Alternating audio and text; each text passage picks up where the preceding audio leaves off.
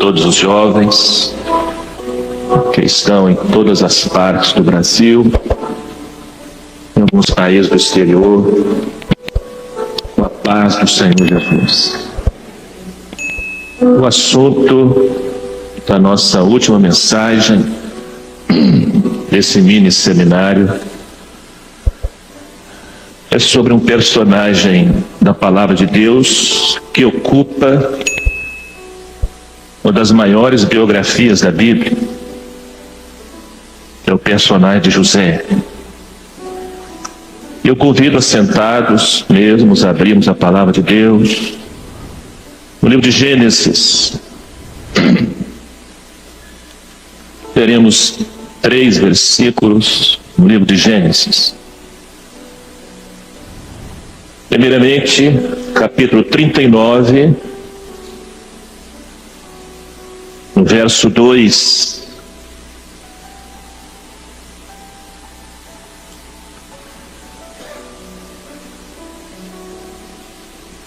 Diz assim a palavra de Deus: E o Senhor estava com José, e foi varão próspero, e estava na casa de seu senhor egípcio. Versículo 21. O Senhor, porém, estava com José, e estendeu sobre ele a sua benignidade, e deu-lhe graça aos olhos do carcereiro mor. Agora, primeiro versículo, ele estava escravo na casa de Potifar. O segundo versículo, ele está preso. Mas diz a Bíblia que o Senhor era com ele. Mas é paradoxal, não é? Capítulo 49.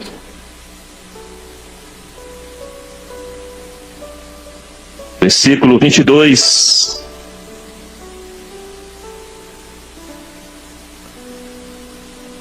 José é um ramo frutífero. Ramo frutífero junto à fonte. Seus ramos correm sobre o muro.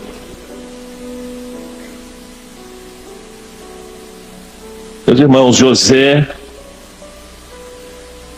é um dos maiores exemplos de fidelidade na palavra de Deus. Alguns princípios ficam claros na vida deste jovem e que servem para todos nós. Primeiro, que ele sempre se manteve fiel a Deus. Segundo, que quando tudo conspirava contra a fé dele, quando todas as circunstâncias eram adversas, mesmo assim, ele não murmurou contra Deus. E aprenda uma coisa, queridos: a murmuração nunca vai te conduzir às vitórias que Deus tem para a sua vida. Mas a fidelidade, sim. José era bisneto de Abraão, neto de Isaque, filho de Jacó. E preste atenção num detalhe interessante.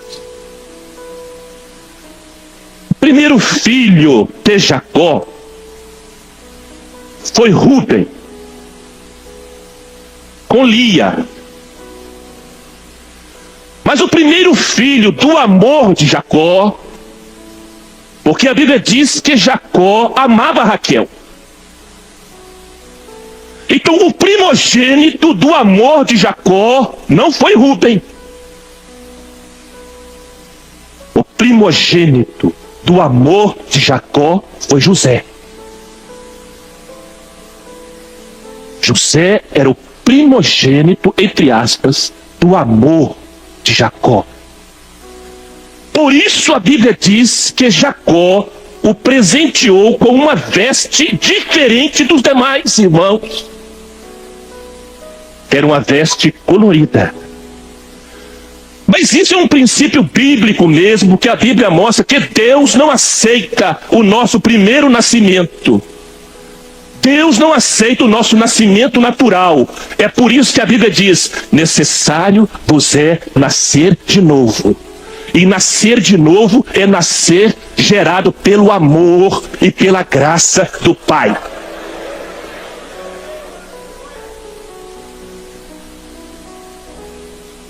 O nome José significa que Deus acrescente. Foi o pedido de Raquel quando ele nasceu, porque ela era estéril. Ele nasce por um milagre. O novo nascimento é um milagre. Mas preste atenção, queridos, que de filho predileto ele passa a ser escravo. De escravo ele vai se tornar prisioneiro, mas a Bíblia diz que o Senhor era com ele. E eu pergunto aqui, amados, se você não tivesse fé no seu coração, você conseguiria entender isso? Você conseguiria processar isso? Que de filho predileto, ele passa a ser escravo e passa a ser prisioneiro, mas Deus era com ele.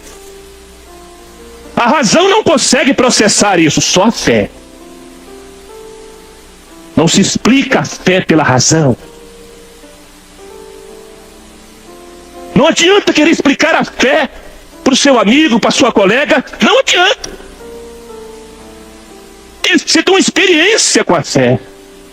Aí eles vão entender o que você já entendeu. Mas isso não significa que você não deve orar por eles. Pelo contrário.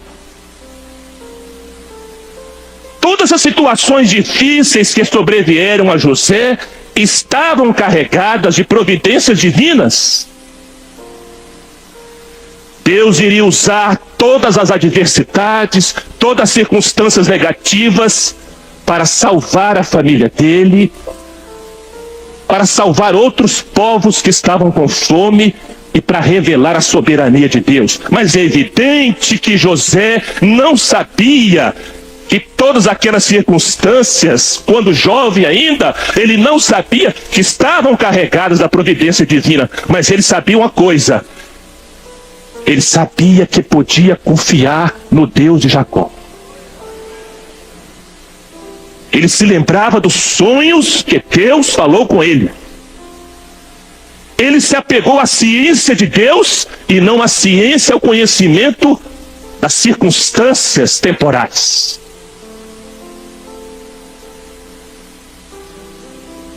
E no livro de Atos dos Apóstolos, no capítulo 7, versículo 9, registra novamente essa questão. E diz assim: os patriarcas, seus irmãos, os patriarcas, tendo inveja de José, venderam-no como escravo para o Egito, mas Deus estava com ele. Queridos, a sua razão sempre vai confrontar com a sua fé. Não pense que a razão vai concordar com a fé. Porque a razão pergunta assim: se Deus estava com José, por que se tornou a mercadoria barata? Por que foi tão humilhado? Por que um moço de 17 anos, no alvorecer da sua juventude, está enfrentando tanto problema, tanta adversidade? Eu vou resumir aqui para os irmãos aqui o que ele, José, enfrentou. O que veio sobre José para tentar esmagar a fé dele. Primeiro lugar, Gênesis 37, 1-8. Ele enfrentou o ódio crescente dos seus irmãos. Meus irmãos, meus queridos, sofrer na mão de estranhos dói. Mas sofrer na mão de irmãos dói profundamente. Sofrer na mão de desconhecidos machuca. Mas sofrer nas mãos daqueles que são carne da nossa carne e sangue do nosso sangue fere profundamente o coração. E eu sei que alguns de vocês têm passado isso aqui dentro da sua casa, porque o Senhor mandou dizer isso aqui. Mas não se esqueça de uma coisa: o Senhor está contigo.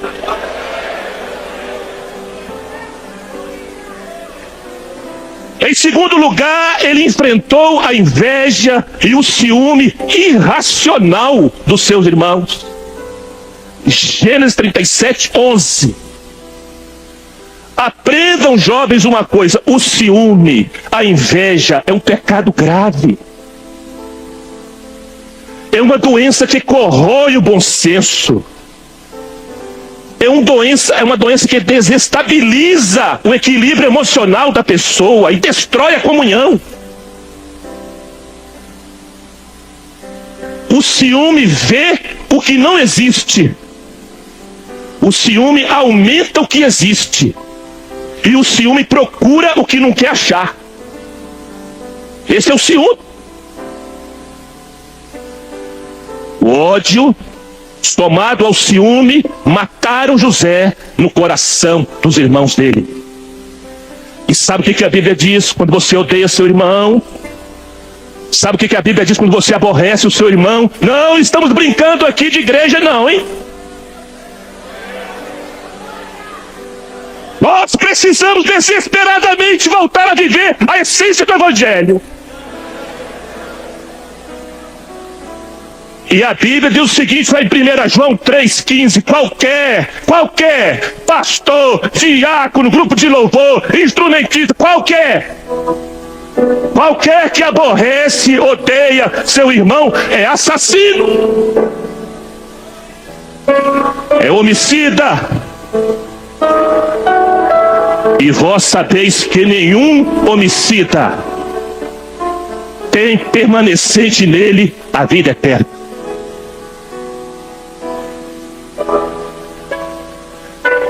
Em terceiro lugar, José enfrentou a crueldade dos seus irmãos. Gênesis 37, 24. Ele é jogado e abandonado num poço. Ele gritou, diz a Bíblia, ele pediu socorro. Enquanto isto, seus irmãos riam, comiam e bebiam. Isso é crueldade. Por acaso você está rindo, bebendo e comendo quando você está vendo alguém no poço? Tem algum coração aqui nesta manhã rindo, comendo e bebendo quando o seu irmão está no fundo do poço?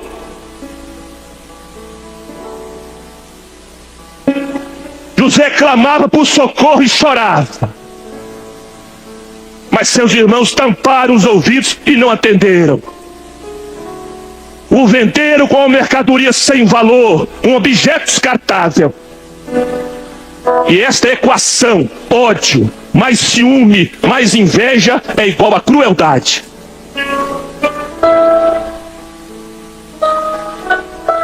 A crueldade se alimenta da mentira. A crueldade se alimenta do engano. Seus irmãos mentiram para o pai. Meus amados, a crueldade foi tão grande que eles desrespeitaram completamente o amor do pai Jacó por José. E eles tiraram a túnica do amor de José, tiraram a túnica colorida de José, sacrificaram um cabrito, um bode, e mancharam aquela túnica com sangue do cabrito. E tiveram a crueldade de mostrar a túnica para o pai, para ele dizer o seguinte: seu filho tão querido, tão amado, morreu.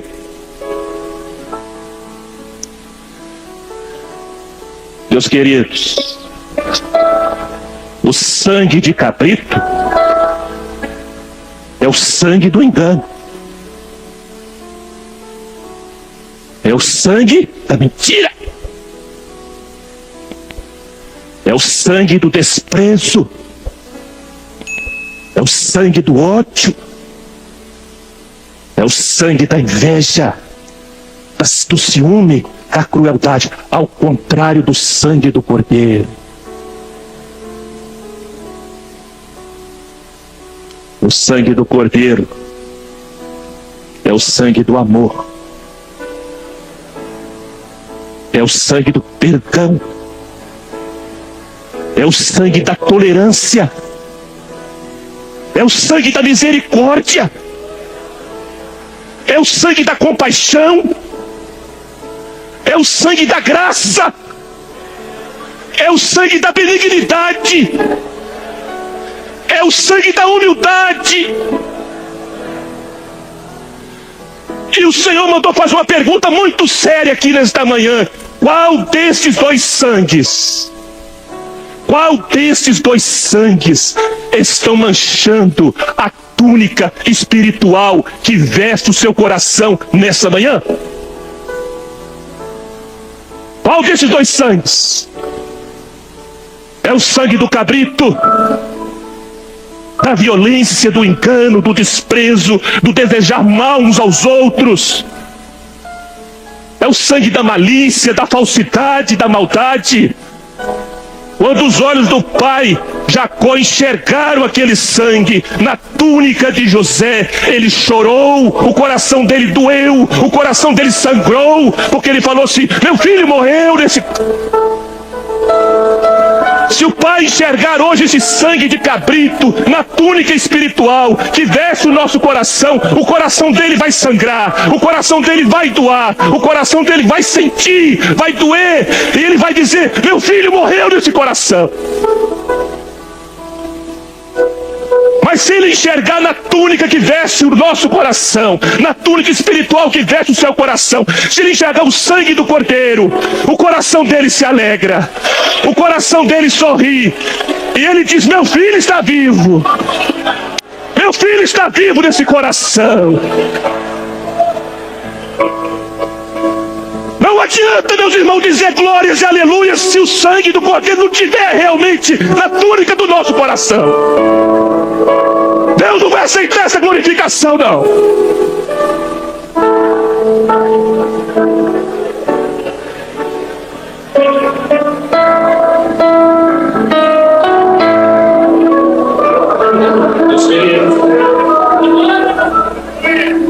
Preste atenção. Jovem, donzela, preste atenção. Só quem é fiel é corajoso para fugir.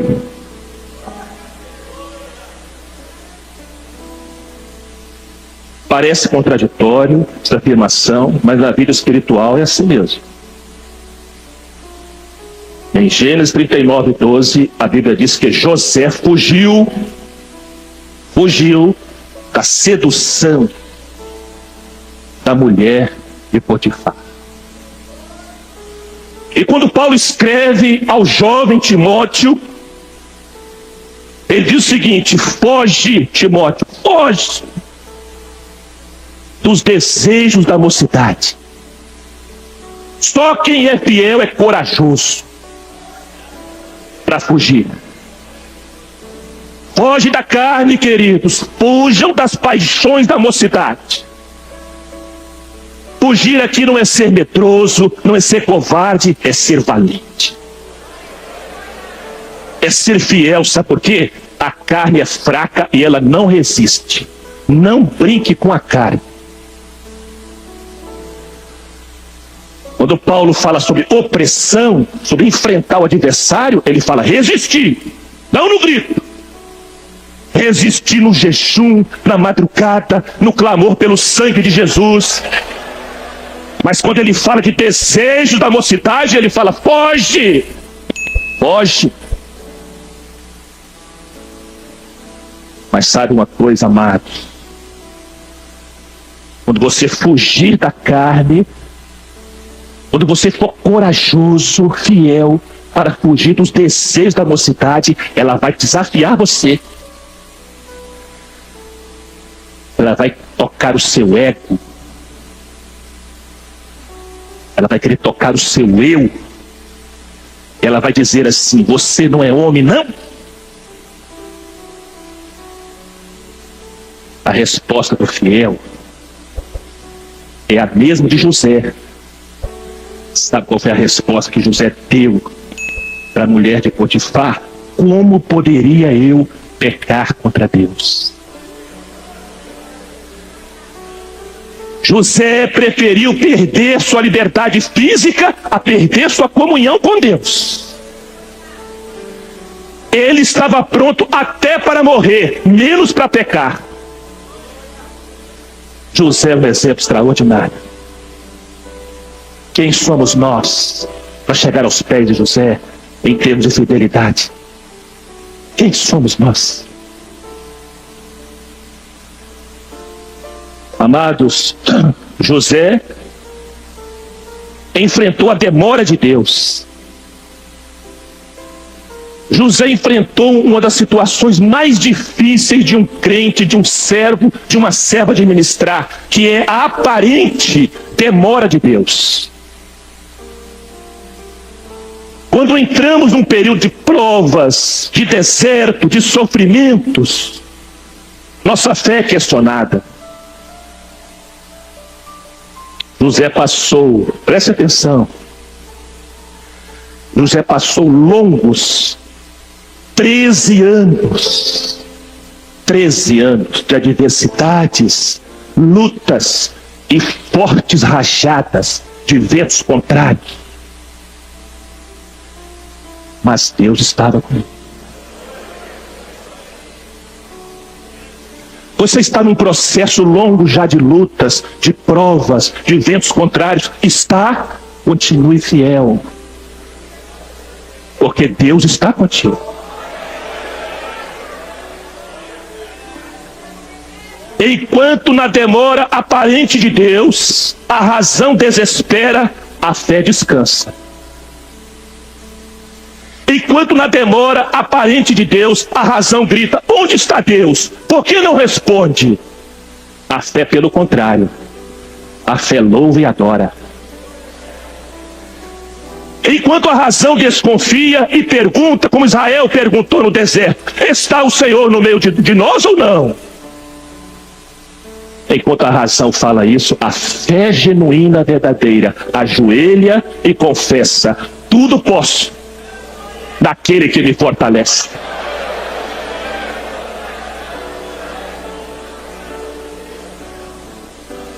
A Bíblia ensina, queridos, que há um plano perfeito traçado por Deus no céu. A Bíblia ensina que Ele age soberanamente. A Bíblia ensina que Ele transforma as tempestades mais furiosas em experiências benditas, com o amor, com o poder, com a graça e com a misericórdia dEle.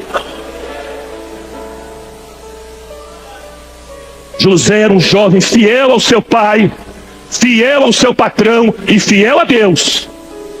Portanto, ele tinha bom testemunho em todo lugar que ele ia. Ele tinha bom testemunho dentro da casa dele, no trabalho dele e na igreja também. Estamos assim? José era um jovem espiritual. Deus falava com ele em sonhos. Ele tinha conhecimento de Deus, tinha temor. E ele tinha fé para confiar que os planos de Deus são maiores e melhores que os nossos planos. Quem não é espiritual subestima a fidelidade de Deus. Mas quem é espiritual sabe que é o céu que governa a terra. Quem é espiritual sabe que não existe para nós nem azar e nem sorte. Tudo que está acontecendo na sua vida, se você é fiel a Deus, saiba de uma coisa: está na agenda do céu. E se está na agenda do céu, o último capítulo quem vai escrever não é aqui, é lá em cima.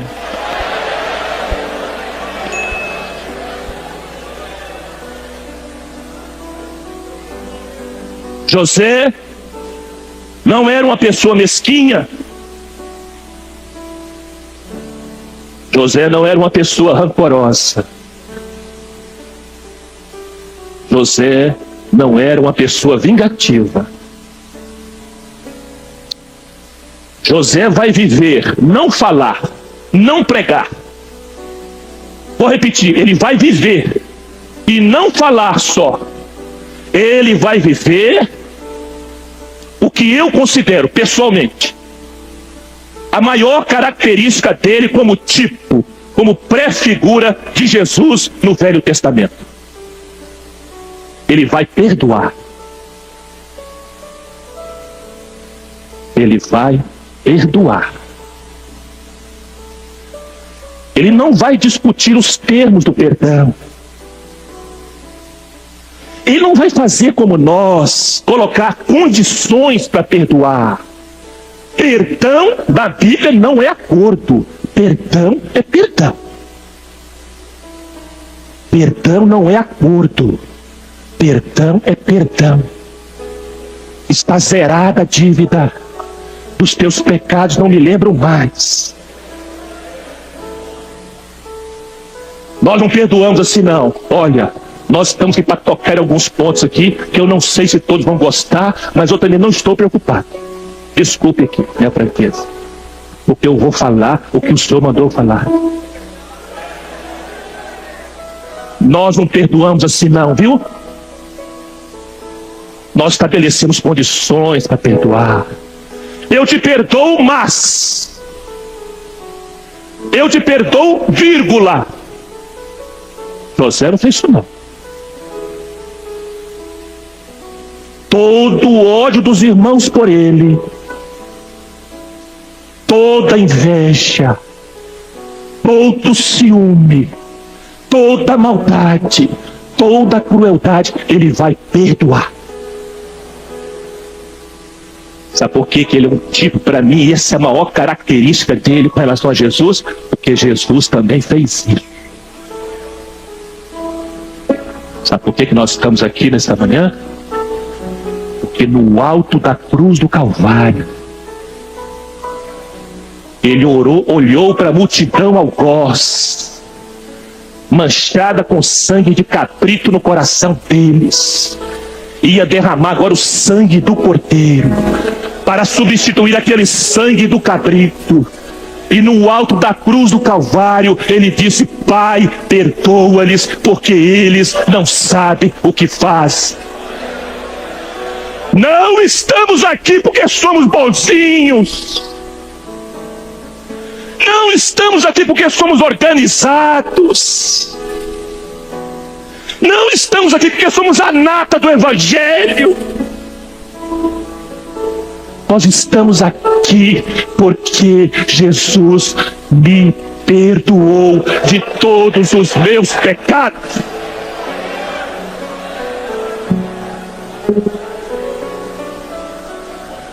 Quando Jesus lavou os pés de Judas, ele lavou com o mesmo amor, com o mesmo carinho, com a mesma humildade que ele lavou os pés de Pedro, de João, de Tiago, de Bartolomeu, de Filipe. Jesus deu exemplo. Quando Jesus chamou Pedro para conversar, depois que ele ressuscita, e eles foram pescar e não pescaram nada, ele primeiro abençoou os discípulos. Quando eles chegaram na praia, a bênção estava pronta: pão, peixe e brasa no altar, palavra de salvação, operação do Espírito Santo. Era isso que a igreja precisava. E quando ele vai conversar com Pedro, os irmãos sabem o que ele falou. Pedro, por que você me negou? Foi isso, irmãos? Pedro, eu não te disse. Pedro, eu vou te perdoar se... Foi isso não.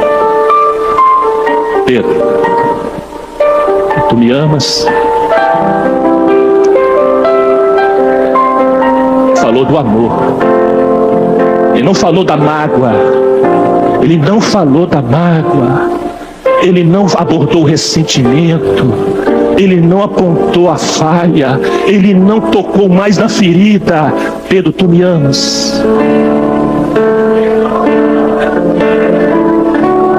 Apacenta as minhas ovelhas. José viveu, queridos, José viveu, no meu entender, a essência do Evangelho antes do Evangelho ser escrito, como regra de fé e prática. Ele viveu o Evangelho. Ele amou e perdoou. Esta é a essência do Evangelho. Qual o Evangelho que te salvou, meu querido, minha querida? Hein? Qual foi o Evangelho que te salvou? É o Evangelho do bate-boca? É o Evangelho do ressentimento? É o Evangelho da mágoa, do rancor, da difamação, da falsidade? Não! O Evangelho que nos salva é o Evangelho do amor de Deus, do perdão de Jesus e da santificação do Espírito Santo.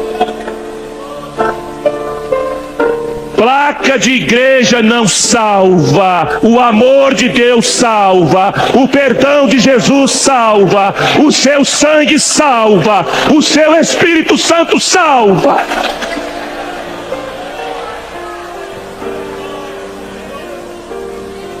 Meus queridos, no céu não tem nenhuma sala VIP para nenhuma denominação.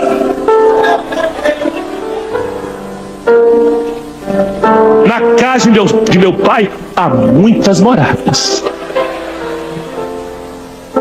Embora não tenha essa expressão na Bíblia, nós gostamos de chamar de mansões celestiais. Pois bem, irmãos queridos, preparemos-nos. Quando chegarmos ao céu, quem for para o céu, preparemos-nos, porque certamente teremos vizinhos conosco de outras denominações que amam Jesus, que servem ao Senhor.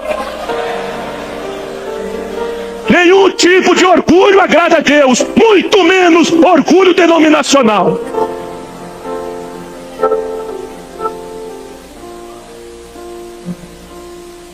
A Bíblia relata que José chorou algumas vezes, sozinho, no processo de perdão aos irmãos. Mas preste atenção, amados. Diz a Bíblia, e quando o processo do perdão se completou no coração dele, ele chorou bem alto. E diz a Bíblia que os egípcios ouviram o choro de José e dos seus irmãos. A igreja está precisando chorar este choro. O mundo está precisando ouvir o pranto do perdão uns pelos outros. Porque isso é testemunho do amor, do perdão, da misericórdia, da salvação. A Bíblia diz que José os abraçou e os beijou e chorou. Os irmãos já pensaram nisso?